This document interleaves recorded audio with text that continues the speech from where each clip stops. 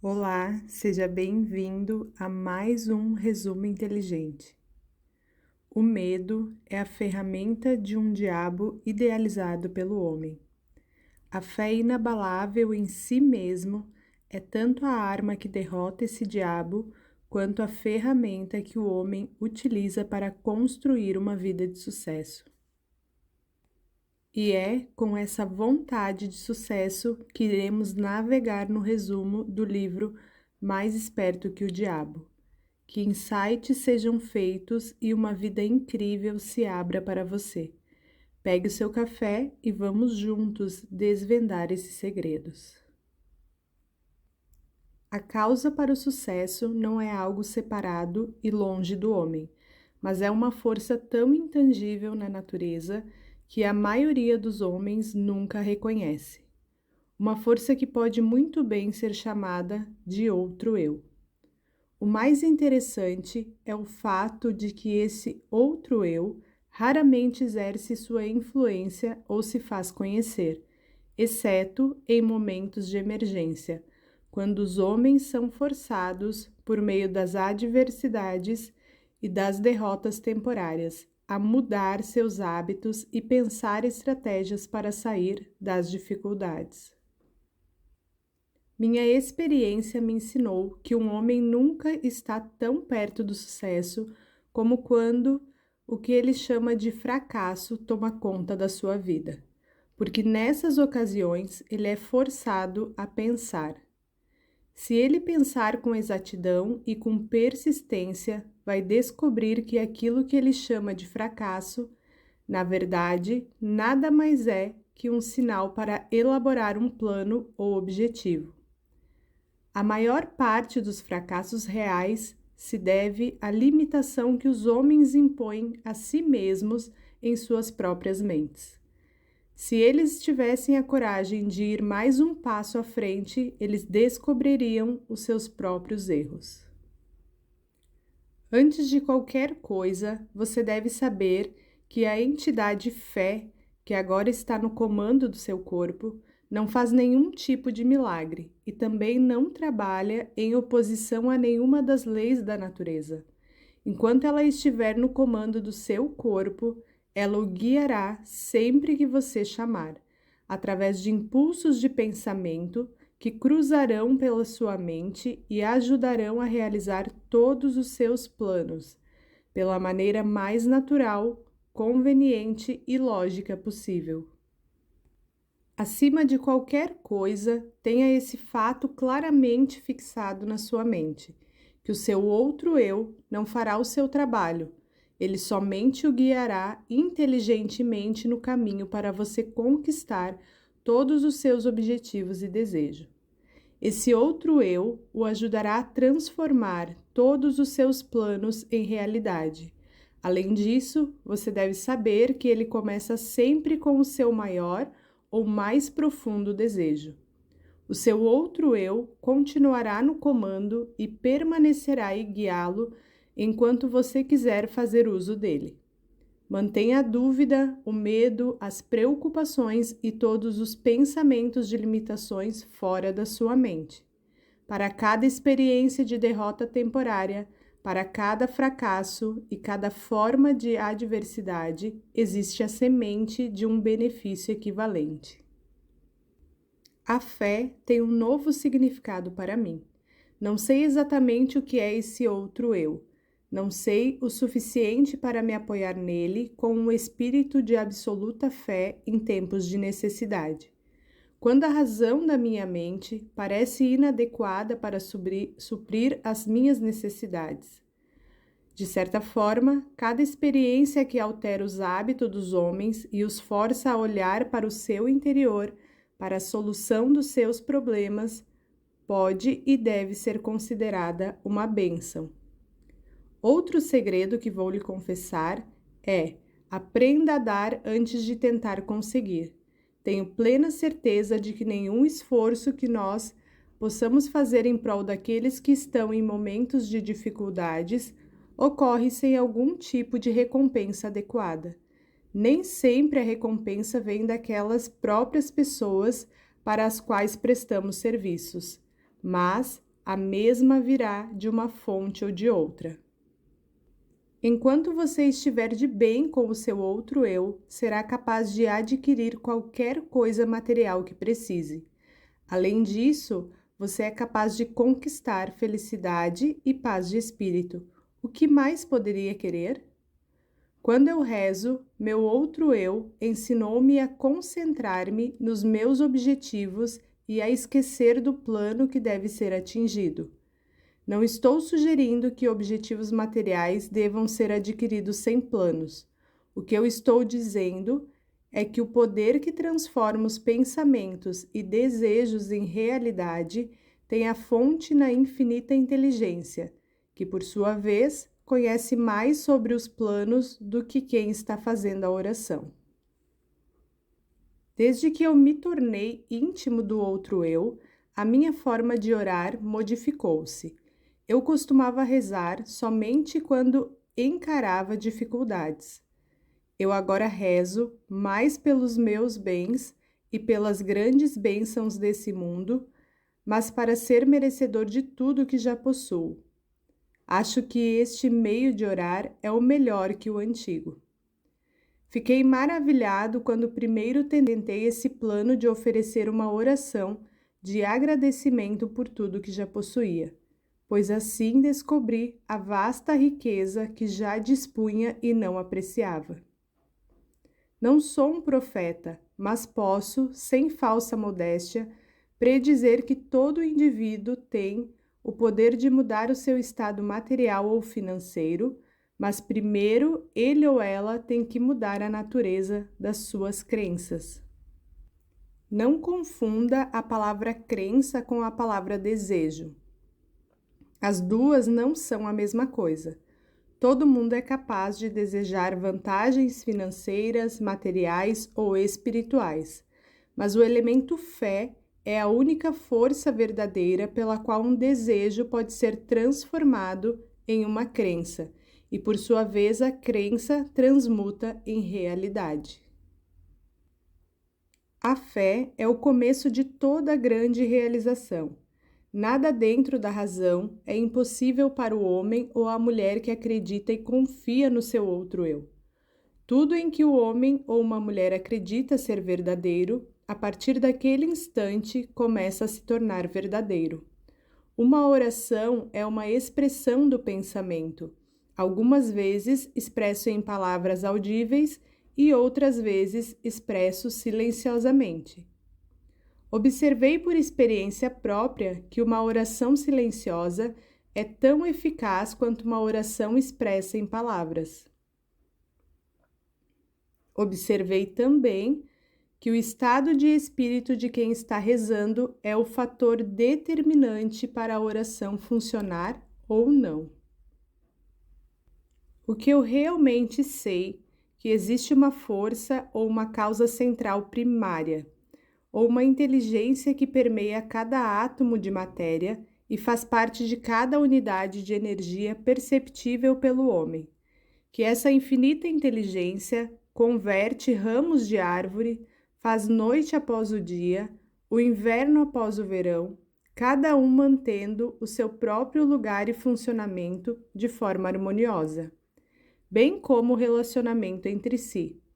Essa inteligência ajuda a transformar desejos em formas concretas ou materiais.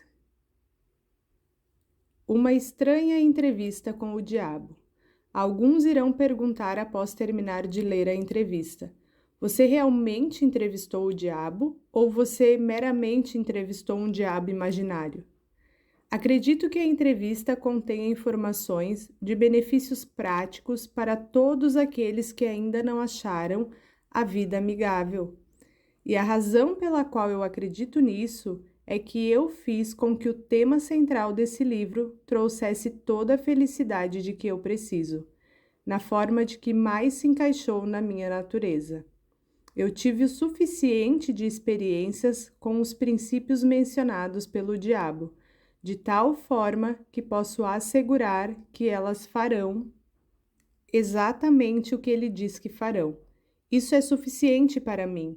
Então, passo a história dessa entrevista para você, para que, de qual maneira, consiga extrair dela o máximo possível de dividendos em termos financeiros e pessoais.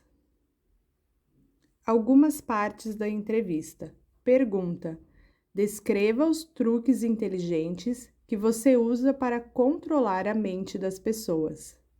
Resposta: um dos mais astutos instrumentos que uso para controlar a mente humana é o medo. Planto a semente do medo nas mentes das pessoas e, conforme essas sementes germinam e crescem, através do uso contínuo dos pensamentos negativos, controlo o espaço que elas ocupam. Os 6 medos mais efetivos são o medo da pobreza, da crítica, da perca de saúde, da perca do amor, da velhice e da morte. Pergunta: me conte mais sobre o mundo em que você vive. Resposta: vivo onde quer que eu escolha. O tempo e o espaço não existem para mim. Sou uma força que, para descrever melhor para você, deve ser considerada como uma energia. Meu lugar favorito, conforme lhe falei, são as mentes das pessoas. Controlo uma parte do espaço do cérebro de cada ser humano. A quantidade de espaço que eu ocupo na mente de cada indivíduo depende de quanto e de que tipo de pensamento essa pessoa mantém em sua mente. Conforme já lhe falei, não possuo, sob nenhuma hipótese, controlar uma pessoa que pense. Agora diga-me o que truque mais inteligente, aquele que você usa para capturar o maior número possível de pessoas. A arma mais poderosa que possuo sobre os seres humanos consiste em 2 princípios de controle mental. Primeiramente, falarei sobre o princípio do hábito, através do qual eu silenciosamente entro nos recônditos das mentes das pessoas. Operando através desse princípio, estabeleço o hábito de alienar. Quando uma pessoa começa a alienar-se em qualquer assunto, ela se dirige diretamente para as portas do que vocês, seres humanos, chamam de inferno. Um alienado é aquele que deixa de ser influenciado e controlado por circunstâncias externas à sua mente. Ele prefere deixar que eu ocupe a sua mente e use o seu intelecto do que ter o trabalho de pensar por si mesmo. O alienado é aquele que aceita qualquer coisa que a vida lhe oferecer, sem julgar ou lutar por aquilo que quer, porque na verdade ele não sabe o que quer da vida e gasta boa parte do seu tempo tentando justamente descobrir isso. Pergunta: me parece que você faz qualquer coisa para que as pessoas não pensem. Resposta: sim. Pensamento disciplinado e organizado significa uma morte para mim. Não consigo existir nas mentes daqueles que pensam de forma apurada. Não me importa o que as pessoas pensem, desde que elas pensem com foco no medo, no desencorajamento e na destruição. Quando elas começam a pensar de forma construtiva em termos de fé, coragem, esperança e com um propósito definido, elas imediatamente se tornam aliadas da minha oposição e, consequentemente, eu as perco. Pergunta: entendo que você diz que o seu método é tão poderoso que a sua oposição não consegue resgatar aqueles que você fisgou pelo hábito da alienação. Resposta: é exatamente isso que estou dizendo. Você acha que eu controlaria tantas pessoas se a minha oposição pudesse evitar isso? Nada pode me deter de controlar as pessoas, exceto as próprias pessoas. Nada pode me parar, exceto o poder do pensamento apurado. Pessoas que pensam de forma apurada não se alienam em nenhum assunto. Elas reconhecem o poder das suas próprias mentes. Além disso, elas assumem o poder das suas mentes e não permitem que nada nem ninguém possa influenciá-las. Pergunta: pelo que você diz, alienação e procrastinação são a mesma coisa, é verdade? Sim, isso é verdade. Qualquer hábito que leve uma pessoa a procrastinar de tal forma que a pessoa deixa para depois tomar uma decisão definitiva conduz ao hábito da alienação. Pergunta: sempre entendendo que o dinheiro era a raiz de todo mal, que os pobres e desafortunados herdariam o céu, enquanto os ricos inevitavelmente acabariam em suas mãos. O que tem a dizer dessa crença? Os homens que sabem como conseguir as coisas materiais dessa vida, geralmente sabem também como manter-se longe do alcance das mãos do diabo. A habilidade de adquirir coisas é contagiosa. Os alienados adquirem nada, exceto aquilo que ninguém quer. Se mais pessoas tivessem metas definidas e desejos ardentes por riquezas materiais e espirituais, eu teria menos vítimas. Pergunta: vá em frente e descreva um típico alienado. Dê a sua descrição ponto a ponto, de forma que eu possa reconhecer um alienado quando estiver próximo de um. Resposta: a primeira coisa que você notará em um alienado é a sua total falta de propósito sobre a vida. A falta de autoconfiança será evidente. Ele nunca conquistará nada através do pensamento e do esforço. Ele gasta tudo o que ganha e gasta ainda mais se consegue crédito. Ele ficará doente ou debilitado por alguma causa real ou imaginária. Ele terá muitas opiniões sobre muitas coisas, mas nenhum tipo de conhecimento apurado sobre nada. Ele começa várias coisas, mas não termina nada. Ele criticará outros que estiverem sendo bem-sucedidos em suas carreiras.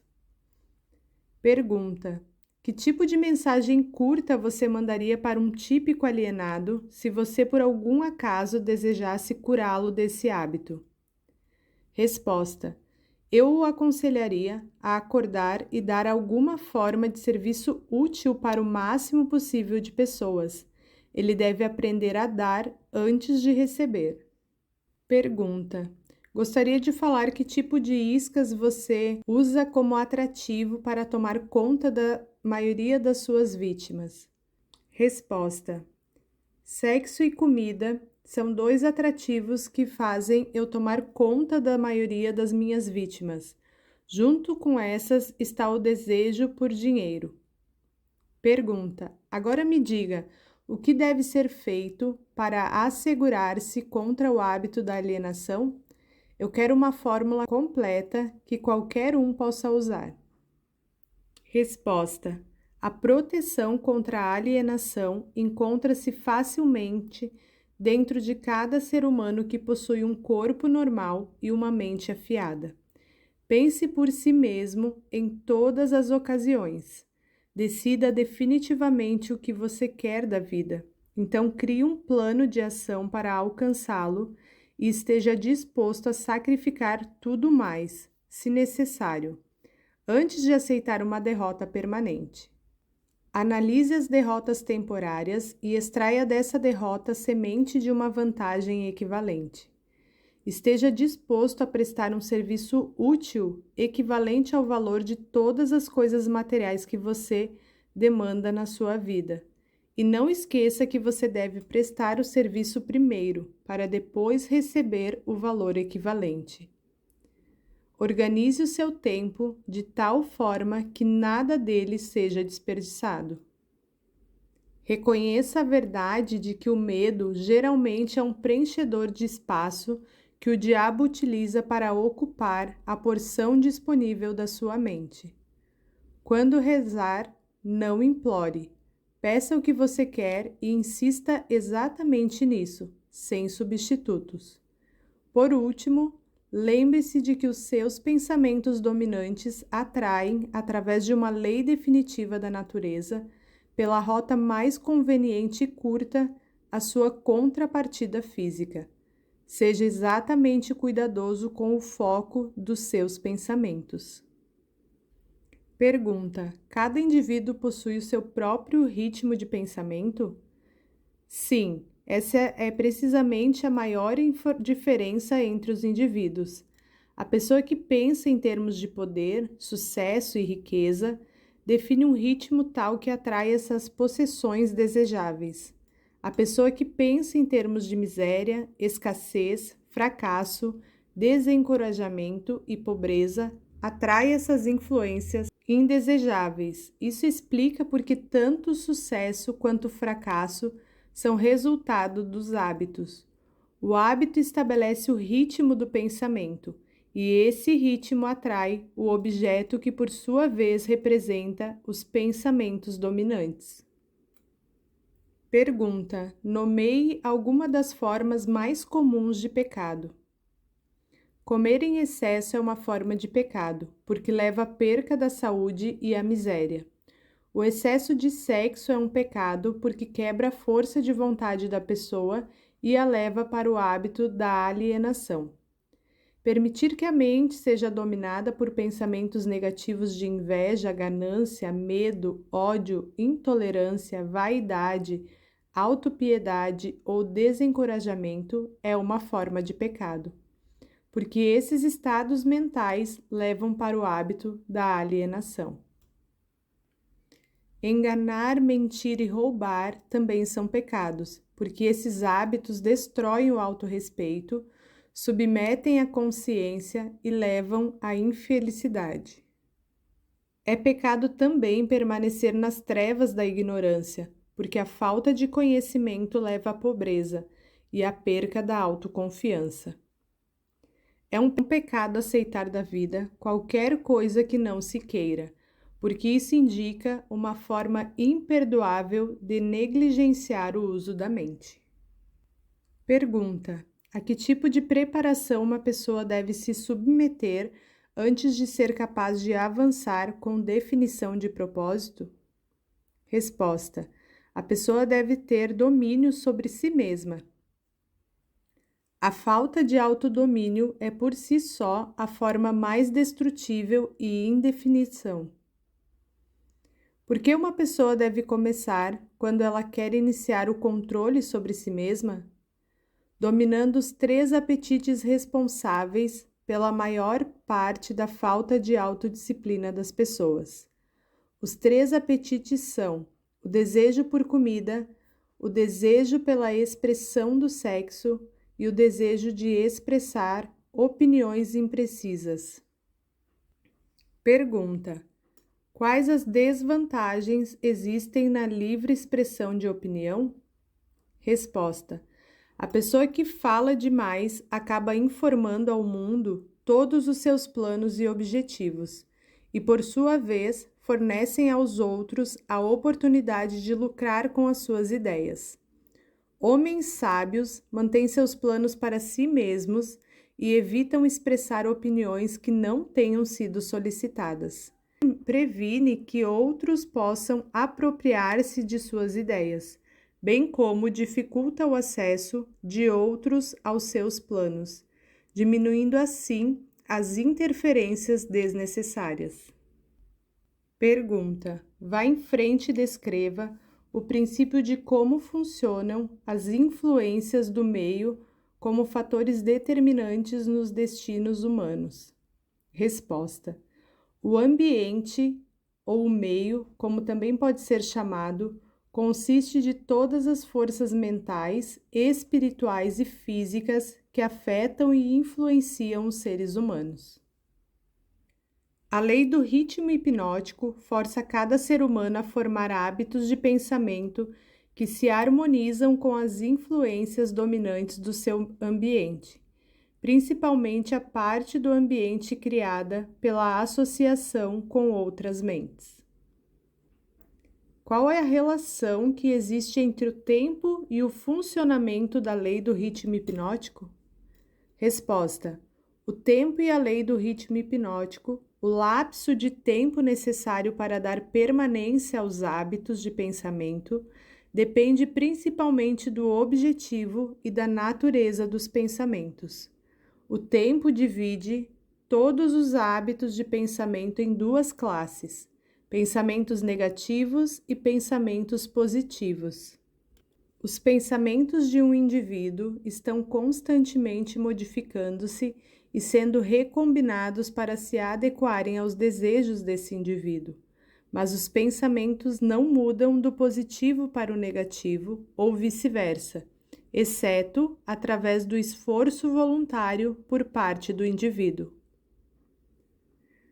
Qual circunstância da vida é mais apta para levar uma pessoa a adquirir sabedoria? Adversidade e fracasso. Essas são as linguagens universais de que a natureza se utiliza para transmitir sabedoria a todos aqueles que estão preparados para recebê-la. Para finalizar, concluímos que existem 3 coisas interconectadas dentro da entrevista com o diabo. Esses 3 fatores me interessam porque foram as influências mais importantes da minha vida. Os 3 fatores mais importantes são o hábito de alienar-se, a lei do ritmo hipnótico, através da qual todos os hábitos acabam se tornando permanentes, e o elemento tempo. Esse trio de forças invariavelmente está presente no destino de todos os homens, de forma inviolável. Essas 3 forças acabam tendo um novo e mais importante significado quando são estudadas e combinadas como uma força grupal. Não precisa ter muita imaginação e nem muito conhecimento sobre as leis naturais para entender que a maior parte das dificuldades nas quais as pessoas se encontram são suas próprias criações. Além disso, as dificuldades raramente são o resultado de circunstâncias imediatas. Elas geralmente são o ápice de uma série de circunstâncias, as quais foram consolidadas através do hábito da alienação, com a colaboração do tempo.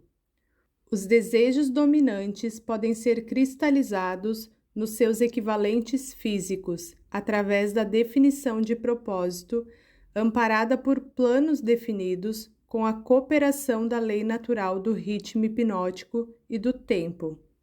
Agora que você conhece os segredos revelados pelo diabo, fica o convite para que você reflita sobre as armadilhas que podem estar te mantendo preso ao medo e à procrastinação.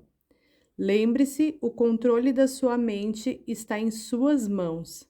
Faça escolhas conscientes, pratique a autoconfiança e desafie os limites que você mesmo impôs. Só assim você será mais esperto que o diabo. Se você gostou desse resumo, não esqueça de seguir o canal para mais conteúdos transformadores. E se tiver interesse pelo livro, o link para adquiri-lo está na bio. Um grande abraço e nos vemos no próximo vídeo.